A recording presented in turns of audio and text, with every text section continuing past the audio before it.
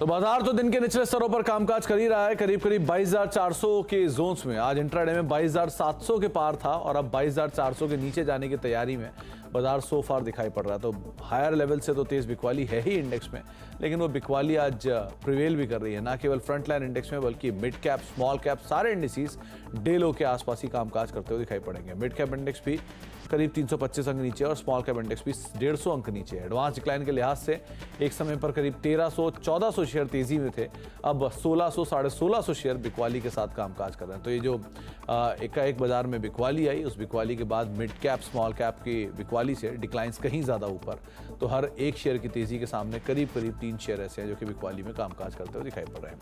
नीरव छेड़ा इससे मैं बातचीत करूंगा, लेकिन उनसे बातचीत करने से पहले वही 2 नंबर्स जो अब तक आए हैं उनके ऊपर चर्चा कर लेते हैं। पहले आया है गोदरेज प्रॉपर्टीज के नंबर और साथ साथ एमआरएफ के नंबर्स। दोनों ही नंबर्स के लिहाज से देखा जाए तो गोदरेज प्रॉपर्टीज के नंबर कुछ हद तक मिक्स बैग कह सकते हैं, क्योंकि बाजार वैसे अनुमान लगा रहा था कि कमजोर नंबर आने वाई बेसिस पे और क्यू ऑन क्यू बेसिस पे बेहतर नंबर होंगे।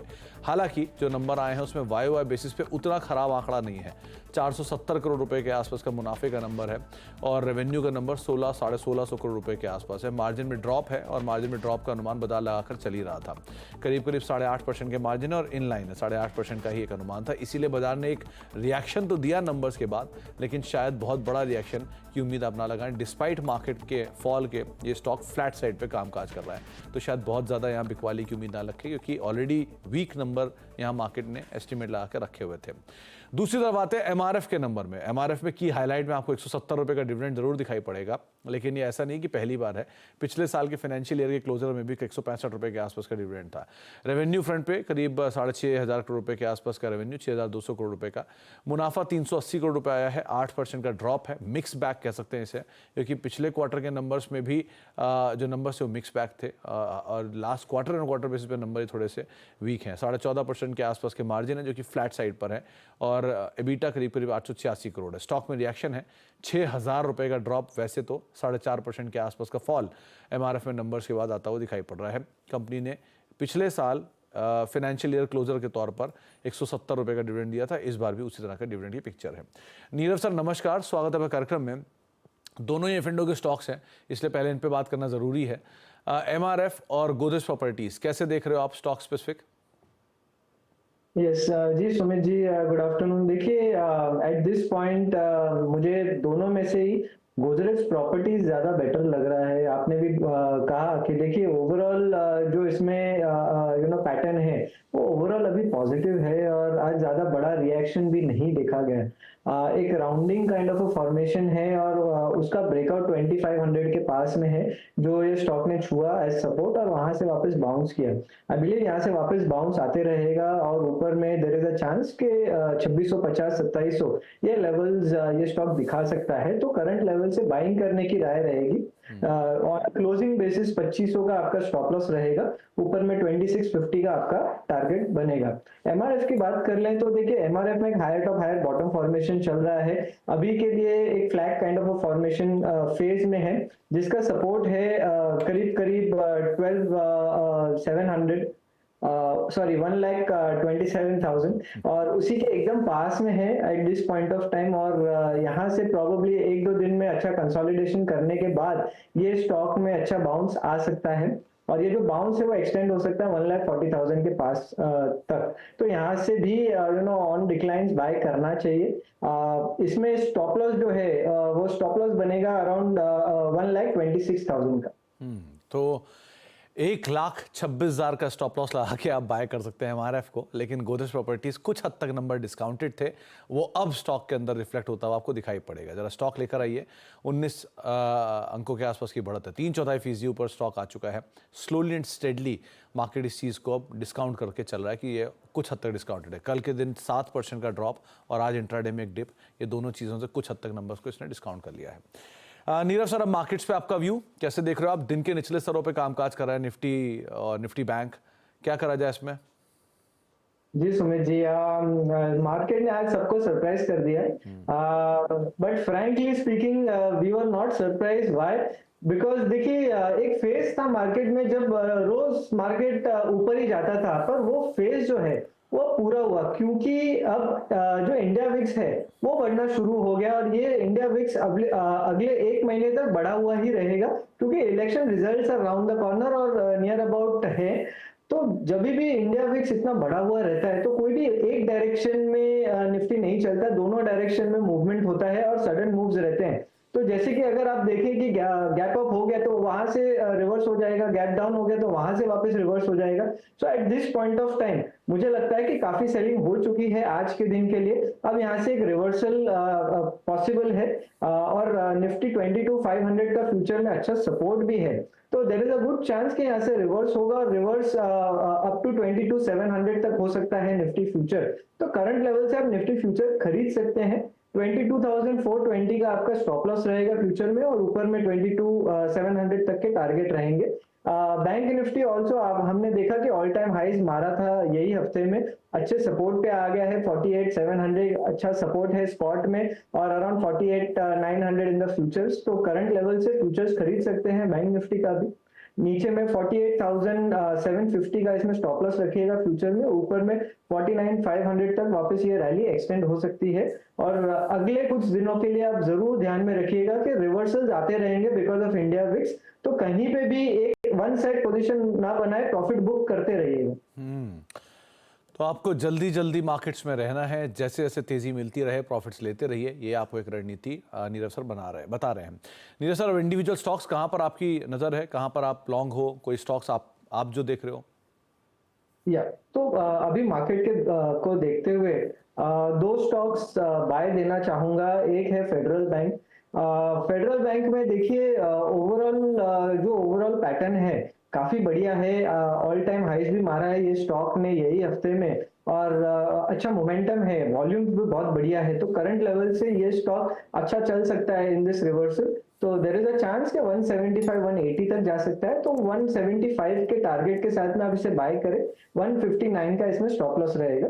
दूसरा है बिरला कॉर्पोरेशन। देखिए ये इतना सेलिंग आया आज के दिन में, ये स्टॉक में कुछ नहीं होगा।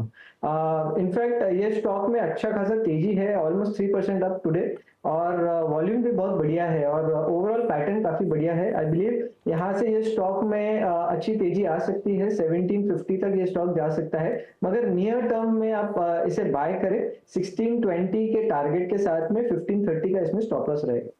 ओके, तो बिरला कॉर्प जिसको आप लॉन्ग साइड पे देख सकते हैं, 5% की तेजी यहाँ पर आते हुए दिखाई पड़ रही है। एक अच्छे अप मूव के लिए इस स्टॉक को आइडेंटिफाई करें। और फेडरल बैंक नंबर्स पे आए थे, 175 रुपये के टारगेट्स के लिए आप लॉन्ग जाएंगे।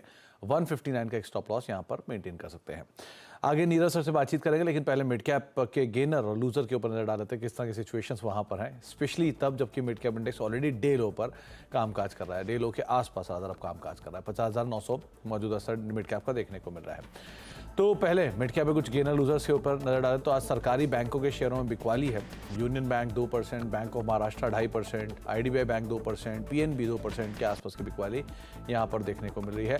रियल स्टेट में प्रॉफिट टेकिंग है तो Oberoi realty, India bulls real estate, DLF, DB realty सब 2 से लेकर 2.5% के आसपास की बिकवाली के साथ कामकाज कर रहे हैं। IT शेयरों में प्रेशर है तो कोफोर्ज नंबर्स के बाद 10% नीचे है, L&T टेक 1% नीचे, एम्फेसिस 1.5% नीचे, L&T इन्फोटेक, माइंडट्री करीब 1% के आसपास बिकवाली यहाँ पर देखने को मिल रही है। इसके अलावा BHEL आज बढ़िया तेजी में है, कमिंस में खरीदारी है, प्रेस्टीज एस्टेट 4.5% ऊपर है, और सुप्रीम इंडस्ट्रीज भी 4.5% ऊपर सो फार कामकाज करता हुआ आपको दिखाई पड़ेगा। मिड कैप के गिरने वाले शेयरों में आज जो मेजर प्रेशर है वो है कोफोर्ज में, AB फैशन में, MRF में नंबर्स के बाद, और GMR एयरपोर्ट कल की तेजी के बाद आज 3% के आसपास की बिकवाली यहाँ पर आते हुए दिखाई पड़ रही है। तो यहाँ पर प्रेशर मेजरली देखने को मिल रहा है। और अब बातचीत मिड कैप के बाद जो दूसरा इंपॉर्टेंट इवेंट है वो है आज बैंकों में जोरदार दबाव है, लेकिन बैंकिंग सेक्टर की तमाम बड़ी कंपनियों के नतीजे अब तक आ चुके हैं, और इन नंबर्स के बाद शेयर खान बाय BNP ने रिपोर्ट भी निकाली है। क्या ये तमाम डिटेल्स इस पर यतिन से बातचीत कर लेते हैं। यतिन, बैंक्स के नंबर स्पेशली लार्ज बैंक्स के तो आ ही चुके हैं, बारेंगे SBI, सो किस तरह की डिटेल्स हैं आपके पास? तो देखिए, बैंकिंग सेक्टर की बात करें तो जो शेर खान की रिपोर्ट आई है उसके अंदर ये लिखा है कि जो Q4 है वो सीजनली स्ट्रॉन्ग क्वार्टर होता है बैंकिंग सेक्टर के लिए, और नेट इंटरेस्ट मार्जिन्स अभी तक जो आए हैं खास करके प्राइवेट सेक्टर बैंक्स के, वो अनुमान से बेहतर आए हैं। इनफैक्ट जो रिकवरीज हैं वो FY25 में थोड़ी धीमी रहेंगी, क्योंकि पिछले 3-4 सालों में हमने देखा है कि कंटिन्यूअस एक ट्रेंडिंग पॉजिटिवनेस दिखी है एसेट क्वालिटी में, तो कहीं ना कहीं वो FY25 में टेपर कर सकता है। हालांकि अगर हम एसेट क्वालिटी की बात करें तो लार्जली स्टेबल होनी चाहिए। MFI सेगमेंट में थोड़ा बहुत प्रेशर देखने को मिल सकता है, लेकिन ब्रॉडली एसेट क्वालिटी स्टेबल रहनी चाहिए। बैंकिंग सेक्टर में शेर खान के जो पिक्स हैं, वहाँ ICICI बैंक पे इनकी खरीदारी की सलाह है, टारगेट 1300। एक्सिस बैंक पे उनकी खरीदारी की सलाह है 1350 के टारगेट के साथ। इंडसइंड बैंक में भी उनको अच्छी खासी अपसाइड दिखती है, लगभग 1850 के टारगेट्स हैं। और छोटे बैंक सिटी यूनियन बैंक और EU स्मॉल फाइनेंस बैंक में भी इनकी खरीदारी की सलाह आती हुई नजर पड़ रही है। तो SBI 910 के टारगेट्स के लिए सिटी यूनियन बैंक में खरीदारी करे चलने की राय आपको दी जा रही है, और बाकी AU जैसे बैंक्स के अंदर भी शेर खान की तरफ से कुछ बाय साइड पे ही कॉल्स हैं। बहुत बहुत शुक्रिया तेरी तमाम डिटेल्स हमें बताने के लिए। इस बीच गोदरेज प्रॉपर्टी, ये SBI, सिटी यूनियन बैंक और AU स्मॉल फाइनेंस बैंक की रिपोर्ट, करीब 910 के टारगेट्स वहाँ पर, सिटी यूनियन 150 और AU स्मॉल फाइनेंस बैंक 750 के टारगेट्स के लिए। गोदरेज प्रॉपर्टीज़ नंबर थोड़ी पहले आए और अब गाइडेंस के नंबर्स भी आने शुरू हुए, और गाइडेंस के नंबर्स के बीच में स्टॉक में रिएक्शन फिर से लाल निशान की तरफ आता हुआ दिखाई पड़ रहा है। एक वॉलेटाइल स्टॉक हो चुका है वापस, जब इनफैक्ट इसमें स्पाइक आया। तो FY25 के लिए कैश कलेक्शन गाइडेंस करीब 15,000 करोड़ रुपए के आसपास कंपनी ने मेंशन की है। FY25 के लिए डिलीवरी गाइडेंस करीब 1.5 करोड़ स्क्वायर फीट के आसपास यहाँ पर कंपनी मेंशन कर चुकी है। और जो बुकिंग की गाइडेंस है वो स्ट्रांग है, डिलीवरी गाइडेंस स्ट्रांग है, और 27,000 करोड़ रुपए के आसपास की booking value guidance company mention करते हुए दिखाई पड़ रही है। कैश कलेक्शन 15,000 करोड़ रुपए के आसपास रहेगा। इन नंबर्स के बीच में स्टॉक हालांकि वॉलेटाइल है, थोड़ी देर पहले हरे निशान में, फिर वापस लाल निशान में, फिर फ्लैट, ये भी कामकाज करता हुआ दिखाई पड़ रहा है। कुछ और स्टॉक्स में नीरव, एक बारी BHEL को और देखिए, आज टॉप गेनर्स है में शुमार है BHEL and Coal India both. क्या करें इन दोनों में? या देखिए Sumit ji, this is one of the stocks of the year. Last 2-3 साल अगर देखें तो ऑलमोस्ट 40 वाला स्टॉक 300 हो गया। So what a super move. और मल्टी ईयर ब्रेकआउट भी आया है ये स्टॉक में, करीब करीब 210 के ऊपर। ऐसा लगता है कि 100% रिट्रेसमेंट करेगा जहां से गिरा था। तो यहाँ पे 373-375 के जो लेवल्स हैं वो अचीवेबल दिख रहे हैं। ओवरऑल पैटर्न पॉजिटिव है, तो करंट लेवल से भी बाइंग कर सकते हैं। थोड़ा डिप्स मिले ऐसे मार्केट में तो जरूर बाय करिएगा। नीचे में अब 300 बहुत बढ़िया सपोर्ट बन चुका है, तो वो आपका स्टॉप लॉस रहेगा ऑन अ क्लोजिंग बेसिस। और 370-375 the ultimate target. Same with Coal India, देखिए बहुत बढ़िया मूव दिया है ये स्टॉक ने, अच्छा डिविडेंड भी देते हैं दोनों स्टॉक्स। और इसमें एक मल्टी ईयर ब्रेकआउट जस्ट हाल में आया था अभी 440 के ऊपर, और उसके बाद ये स्टॉक में वॉल्यूम भी काफी बढ़िया है, लॉन्ग्स बने हैं। तो क्लियर कट साइन है कि यहाँ से बहुत लंबा चलेगा ये स्टॉक। तो डेफिनेटली अगर आप कोई लॉन्ग टर्म पोर्टफोलियो बना रहे हैं तो ये स्टॉक जरूर होना चाहिए आपके लॉन्ग टर्म पोर्टफोलियो में भी। और करंट लेवल से नियर टर्म में भी आप इसे खरीद सकते हैं 440 के स्टॉप लॉस के साथ में। एटलीस्ट फर्स्ट टारगेट 525 तक का आ सकता है। ओके, चलिए, तो आपको राय कोल इंडिया और BHEL के संदर्भ में दी गई। अब कुछ अर्निंग्स की बात कर लेते हैं, जो आ चुकी है नहीं, जो आने वाली हैं उनके ऊपर। तो पहले डीमार्ट, इसके नंबर्स आने वाले हैं। वैसे ही कोई Q4 का अपडेट आया था हाल में, और Q4 के अपडेट के बाद स्टॉक में बढ़िया रिएक्शन भी था।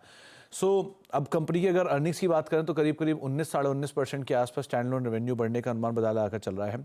रेवेन्यू ग्रोथ करीब 14-14.5% रही है, जो एक EBITDA का एस्टिमेट अलग अलग ब्रोकरेज हाउसेस से लगा है। उसमें कुछ लोगों को लगता है कि 998, कुछ लोगों को लगता है 991, कुछ लोगों को लगता है 956। तो मेजरली 990-980 की रेंज में EBITDA कहीं आने का अनुमान आप लगाकर चल सकते हैं। स्टोर एडिशन करीब 12.5% के आसपास की ग्रोथ थी YOY बेसिस पे, 365 स्टोर हैं। लेकिन इनके quarter by quarter store addition के नंबर्स में बड़ा पिकअप आ रहा है। तो Q4 के अंदर करीब करीब 24 स्टोर, जो कि ऑलरेडी मेंशन कर चुके हैं। तो ये एक अच्छे नंबर्स की बातचीत यहाँ पे बाजार अनुमान लगाकर चल रहा है। शेयर थोड़ा सबड्यूड है आज। दूसरी तरफ मैरिको के नंबर्स, टॉप लाइन थोड़ी सी धीमी रहेगी, लेकिन मार्जिन एक्सपेंशन रहेगी क्योंकि इनपुट कॉस्ट थोड़ा स्टेबल हुआ है। तो इनपुट कॉस्ट के स्टेबल होने का इम्पैक्ट कंपनी के नंबर्स पर रहेगा। मुनाफा करीब करीब 11% बढ़ने का अनुमान है। रेवेन्यू फ्रंट पे 1.5% के आसपास की बढ़त इस तिमाही में रह सकती है। मार्जिन 19.5% रहेंगे, 17.5% के सामने इस तिमाही में आने का अनुमान। और मुनाफे फ्रंट पे 337 करोड़, जो कि 305 करोड़ रुपए के सामने इस तिमाही में देखने को मिल सकता है। डोमेस्टिक वॉल्यूम ग्रोथ करीब 2 से लेकर 3%, पिछले तिमाही में 2% थी। पिछले साल इस तिमाही में 5% थी। तो 5% के सामने YOY बेसिस पे गिरकर दिखेगी, लेकिन अगर अपर एंड को मीट करता है 3% का तो Q on Q बेसिस पे ये बढ़ते हुए दिखाई पड़ सकती है। और जो सिंगल डिजिट वॉल्यूम ग्रोथ की बातचीत है इनके लार्जेस्ट प्रोडक्ट में यानी कि पैराशूट के अंदर, तो इस लिहाज से आप इनकी कमेंट्री के ऊपर ज़्यादा नज़र रखेंगे। और तीसरा है गोदरेज कंज्यूमर का। यहाँ पर गोदरेज कंज्यूमर के तिमाही नतीजे में इनकी मिड सिंगल डिजिट की सेल्स ग्रोथ की बातचीत है। वॉल्यूम में मिड सिंगल डिजिट के आसपास रहने का अनुमान, यानी कि 6% से 8% के आसपास के वॉल्यूम ग्रोथ का नंबर अनुमान बाजार लगाकर चल रहा है। हालांकि जो कंसोलिडेटेड वॉल्यूम है इनका वो 11 से 12% रहेगा। पिछली तिमाही में 12% था, पिछले साल इस तिमाही में 11% था। तो मोर लेस उसी लाइन में कहीं वॉल्यूम आने की बातचीत है इस तिमाही में। और मुनाफे फ्रंट पर 6-6.5% की बढ़त, मार्जिन फ्रंट पे 2% का एक्सपेंशन इनपुट कॉस्ट के नीचे आने की वजह से। इन सब पे हम बातचीत भी करेंगे आगे। एक ब्रेक का वक्त हो गया, ब्रेक के बाद लौटते हैं और चर्चा करते हैं कुछ और स्टॉक्स पे।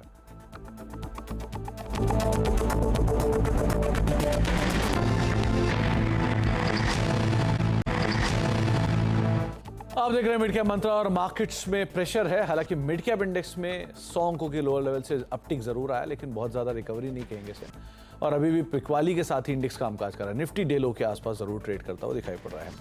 लेकिन नेटवर्क 18 ग्रुप के editor in chief Rahul Joshi को दिए एक्सक्लूसिव इंटरव्यू में गृह मंत्री अमित शाह ने कहा कि कांग्रेस माइनॉरिटी वोट लेने के लिए 370 की वापसी और CAA लागू होने देने की बात करते हैं, नहीं होने की बात करते हैं।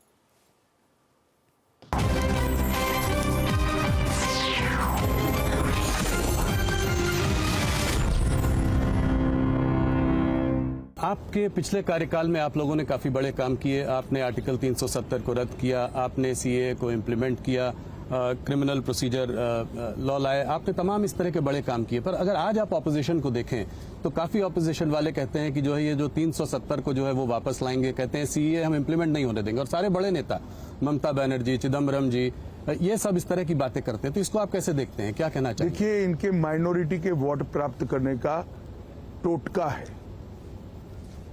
उनको न सत्ता में आना है, न 370 को वापिस आना है, न उनको सत्ता में आना है, न CAA रद्द होना है। उनको भी मालूम है, मगर वो माइनॉरिटी अपीसमेंट कर माइनॉरिटी के वोट अंकित करना चाहते हैं। एकमात्र कारण से झूठ फैला रहे हैं। मैं इस इंटरव्यू में देश की जनता को आपके माध्यम से बताना चाहता हूं, राहुल जी, भारतीय जनता पार्टी का एक भी सांसद संसद में जब तक है 370 फिर से नहीं आ सकता, CAA समाप्त नहीं हो सकता। अब ये इतिहास का हिस्सा बन चुका है 370, और CAA वास्तविकता बन चुका है।